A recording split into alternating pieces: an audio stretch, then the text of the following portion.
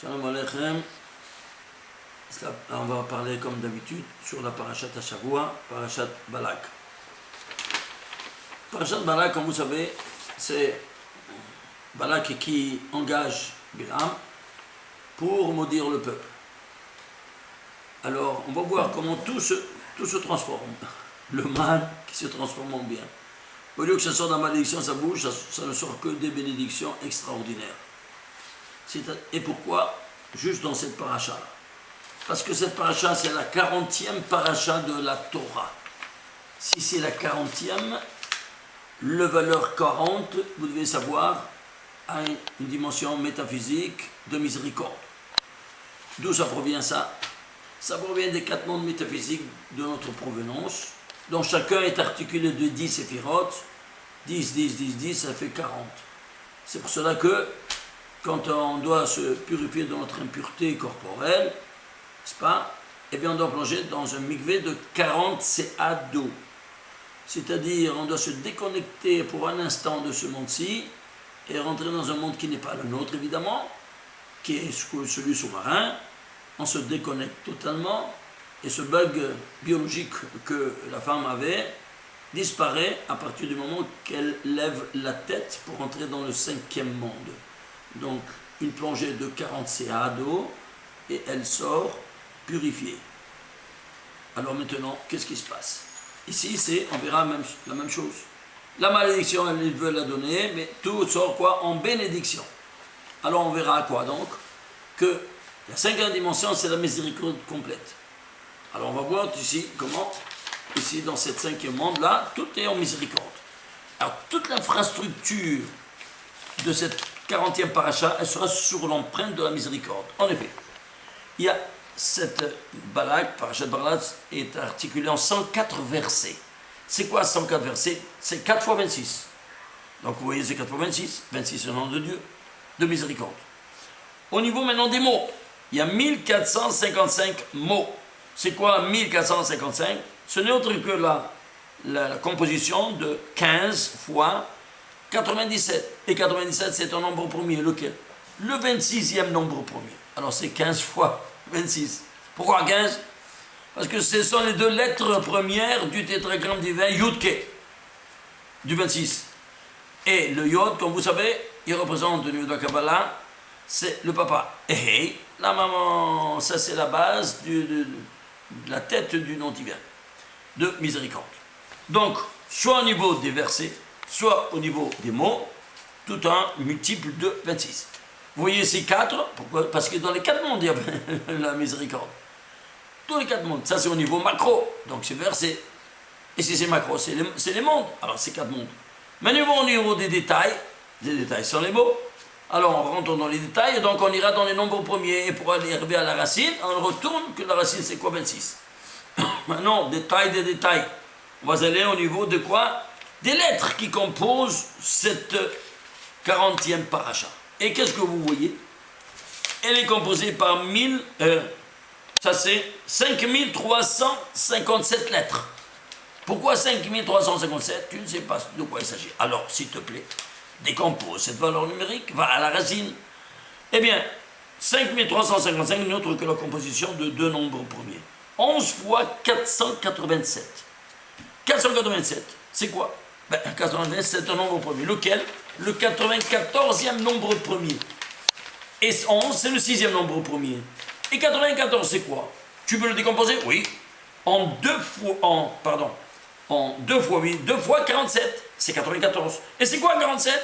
Ce n'est autre que la valeur de la miséricorde intégrale, c'est-à-dire le nom de Dieu 26, plus le nom de Dieu 21, qui est celui de la lumière environnante. Ça s'appelle Or Pénimi, la lumière interne, et ça c'est Or Makif, la lumière externe. La miséricorde, je vous rappelle, elle est composée de 2 dimensions, interne et externe, et l'ensemble des 2 vaut 47. Et ici, donc, ça fait 6 fois 2, 12. Combien de permutations tu peux faire avec 4 lettres de 26? 12 permutations, c'est tous les 12 permutations. Dans elles sont ici 12 permutations de 26 qui vont se conjuguer à cette dimension interne. Incroyable. Ça, c'est au niveau des lettres. Donc, on prend tous les détails. On va aller maintenant, le positionnement au niveau de quoi maintenant? De la ligne. Regardez, c'est spectaculaire. C'est la 7556e ligne de la Torah de Bereshit. Pourquoi 7556? Parce que c'est notre que 2 au carré par 1889. 1889, je ne sais pas c'est quoi. Bon, alors va à la racine et tu vois que c'est un nombre premier. Lequel? Le 291e nombre premier. Et 291, je peux le décomposer. Oui, il est composé par 3 fois 97. Oh, on a déjà vu ça quand c'est quoi? C'est 3 fois, le 26e nombre premier. Alors, 3 fois 26, oui. Alors, 2 fois 2, 4, fois 3, 12. De nouveau, toutes les 12 permutations du nom de Dieu qui sont à la racine de cette valeur qui nous indique le positionnement de la ligne dans la Torah de la tête de cette 40e paracha de Balak. Comme vous voyez, depuis la tête jusqu'au fond, elle est toute en miséricorde, toute en miséricorde. La preuve, je te prends la dernière ligne. La dernière ligne, c'est laquelle? C'est la 7733e ligne de la Torah. Et c'est quoi? Alors tu le décomposes, 11 par 19 par 37. 11 par 19, ça c'est 11, c'est le 6e nombre premier. 19, c'est le 9e premier. 37, c'est le 13e nombre premier. 6, c'est 2 fois 3. Le 9, c'est 3 au carré. Alors tu fais la preuve, combien ça te fait? Eh bien ça te fait le total, ça te fait 702. C'est quoi? Ce n'est autre que 26 plus 26 au carré. Est-ce que vous vous rendez compte, vous voyez, du début à la fin? On n'est pas encore entré dans le sujet de la paracha. Tout est en clé de quoi? De 26. Premier volet. Et pourquoi? Je vous rappelle le 40, la 40e dimension. Alors, ceci étant dit, alors ici, qu'est-ce qui s'est passé? Il a voulu me dire, tout se transforme en bénédiction. Ça ne vous rappelle pas un autre scénario? Évidemment, celle de... Eh bien, voilà, vous avez déjà deviné. Celle de Purim. Alors, qu'est-ce qu'on va faire? On va faire ici un parallélisme entre Parashat de Balak et Parashat de Purim. Balak, il engage Bilam, le prophète des nations.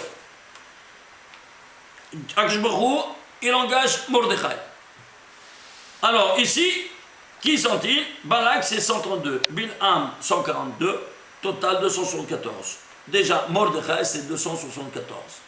C'est-à-dire, c'est le contrepoids. Ici, il demande Balak, bondi. Et qu'est-ce qu'il fait? Il se transforme en bénédiction. C'est quoi? Venaforu. Vous savez, Venaforu, renversement total de la situation, comme c'est écrit dans la Megillat Esther. 9e chapitre, 1er verset, Venaforu. Ça, c'est tout. 180 degrés, renversement, bouleversement total. Haman, ici donc, la même chose. Haman, il veut pendre Mordechai. Et la même potence que Haman, il a construit pour pendre Mordechai, il peut pendre lui-même l'auteur de la potence. Ça ne s'appelle pas Venaforu. C'est pour ça que ça a été dit pas pour rien Venaforu. Donc, renversement total à 180 degrés. Soit ici, soit là. Vous voyez, même scénario, même valeur numérique, même valeur numérique. Alors, ceci étant dit, la paracha, elle s'appelle Balak, combien c'est Balak? 132. Ce n'est autre que 2 fois 66, plus 66. C'est quoi 66? Ce n'est autre que sigma de 1 à 11. C'est quoi sigma? Ce signe-là, je vous rappelle, pour qui n'est pas au courant, c'est la somme cumulative de 1 à 11. 1 plus 2 plus 3 jusqu'à 11, ça te fait 66. Et c'est quoi 11? Il y a 11 étincelles de sainteté face à 11 étincelles d'impureté. Les 11 étincelles d'impureté sont de la mort. Et qui les fait fuir? Les Kétorets, qui sont les 11 encens du monde. Alors, ceci étant dit, ici, dans la paracha de Mordechai, de Esther, qu'est-ce qu'on voit? On voit que Mordechai ne s'appelait pas Mordechai, il s'appelait Petachia, nous dit la Gemara. Et pourquoi l'appeler Mordechai? C'est un surnom qu'on lui a donné. Pourquoi? Parce que tous les tzadikim sont la représentation des encens du monde. Et le chef des encens, c'est écrit Karlecha Rosh Morderor. Ah, c'est comme ça dans le Torah, Morderor. Vous dites le Talmud, Mais Radachia, c'est sorti Mordechai. C'était un surnom. C'est resté le nom Mordechai. Roche de quoi? Donc le chef des 11 encens, qui est appelé pour déraciner les 11 mauvaises herbes du monde qui sont Haman à la tête de ses 10 enfants. Les voilà les 11 herbes du mal, et lui, la chef des 11 encens qui est appelé pour les déraciner. Alors tu vois ici, ça c'est donc ça, la valeur cumulative, 66. Alors tu vas voir tout ça, ou ça, et tu vas voir ici dans le schéma ici, métaphysique. Le schéma métaphysique que vous voyez ici, je vais vous l'expliquer. Alors on a 5 mondes, 1, 2, 3, 4, 5. Seulement les 4 on étudie, le 5e il est très élevé. On n'étudie pas, en Kabbale. Alors, ici c'est le degré de Nefesh, de Ruach, Neshama, Haya, Hida, les 5 degrés d'âme que nous avons. Et ça, ce sont les noms des mondes. Monde des idées, de la création, de la formation et de l'action. Et ça, c'est Adam Kadmon qu'on n'étudie pas. Ces 4 mondes qu'on étudie seront animés par Yud, Ke, Vav, Ke. Et qui valent 72, 63, 45 et 52, total 232. Alors, ceci étant dit, qui c'est qui gouverne ici? Le monde le plus bas, c'est le monde de l'action. Il y a les Ophana Kodesh.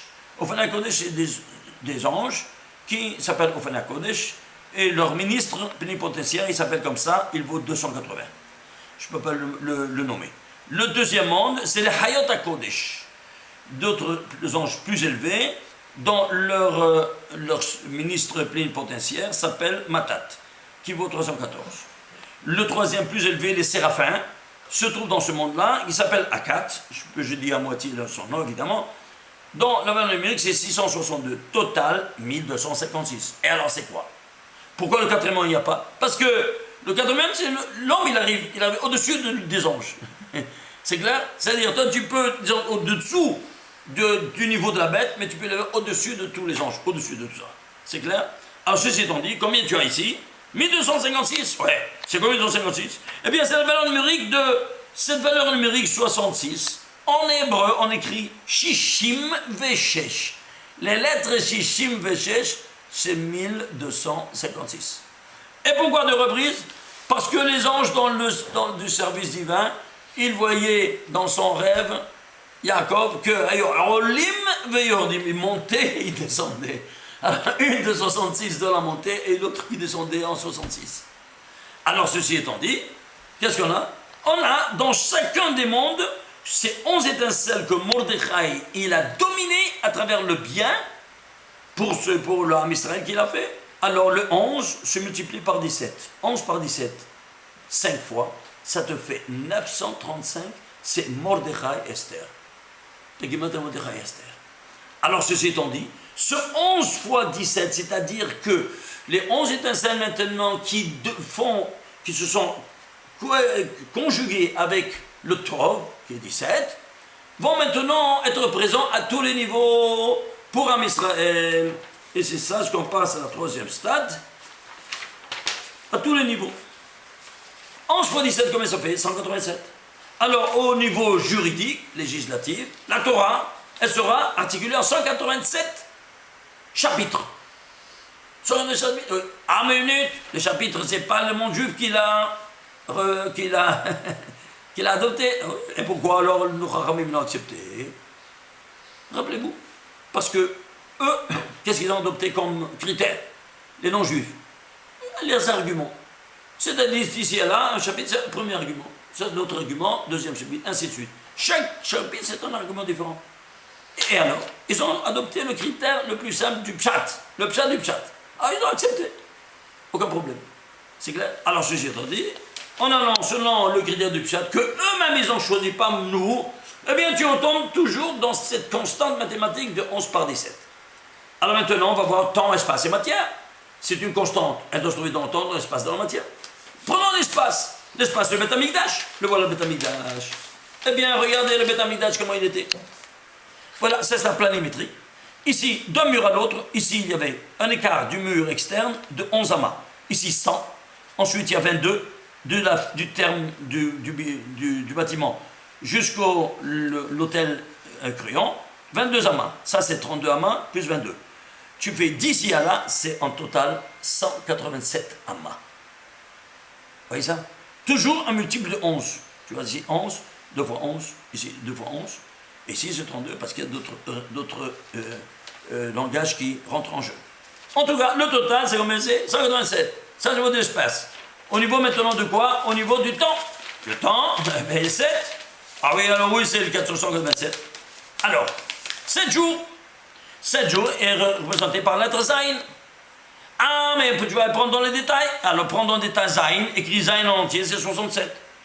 Tu vas voir que David Meller, il va prendre un tome, parmi tous les 150, il va le faire en dessin de Ménorah. Pourquoi? Parce qu'il va te décrire comment le monde a été décrit. Avec tous les secrets qu'il a renfermés dans ce psaume-là, qu'on ne peut pas y rentrer parce qu'on a écrit une série de livres à ce propos. Alors, on va prendre sa mère, on traduit 67 en lettres. Il n'y a pas des valeurs numériques dans la Torah ni dans la Kabbalah. Ce sont des lettres. Alors, 60 plus 7. 60, c'est sa mère. 7, c'est Zayn, c'est sa mère Zayn. On va les prendre en entier. Sa mère en entier, 120. Zayn en entier, 67, total, 187. Maintenant, au niveau matériel,